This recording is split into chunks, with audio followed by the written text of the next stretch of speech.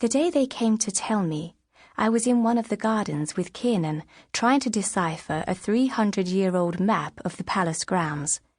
We were sitting on a stone bench, the delicate roll of fabric lying between us.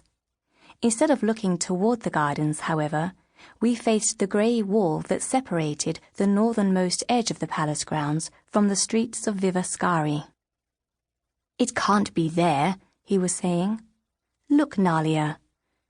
I glanced up from the map to follow Kiernan's finger, which pointed at the expanse of wall in front of us. Once he had my attention, he jumped up from his seat on the bench and strode toward the wall. He rapped his fist against it, then winced comically. I rolled my eyes. "See," he said, "there's nothing here. Are you sure, O princess wise and stubborn, that you're reading it properly?" I sighed in frustration. He was right.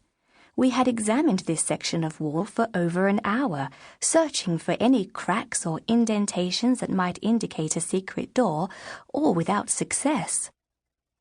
"We're where it says we should be, at least where the part that I can read says we should be."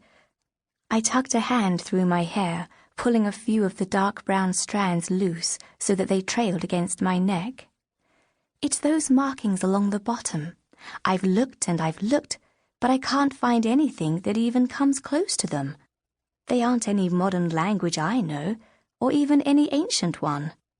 Which was irritating, since I knew 4 modern languages well, bits and pieces of 6 others, and enough of 5 ancient tongues to at least recognize them. But these runes, I could think of no better word to describe the scratchy markings, were completely baffling. Not that I had asked anyone else about them, not even the librarians who should have been the map's keepers.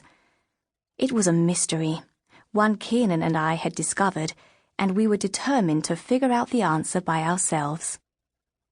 "They could say anything," I continued. "They could say, do the opposite of everything you've just read. After all, the location of the King Kelman's door is supposed to be secret." We had been trying to find King Kelman's door since the snowstorm last winter that had trapped the entire city indoors for days. Though I would have enjoyed sitting in front of a fire in one of the palace halls with a good book, Kiernan chafed at being kept inside. And since I was his best friend, finding ways to help him expend his boundless energy had generally fallen onto me.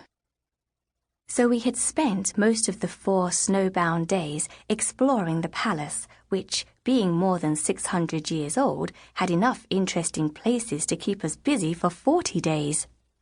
Kiernan liked the armory best, where he could examine the weapons of deceased kings and queens, and where we found a tiny hidden recess in the wall behind the shield of my great-great-grandfather. Inside the recess had lain a dagger no longer than my hand from wrist to fingertip. It was quite plain, and since we couldn't imagine that anyone had missed it during the past 100 years, Kiernan had kept it.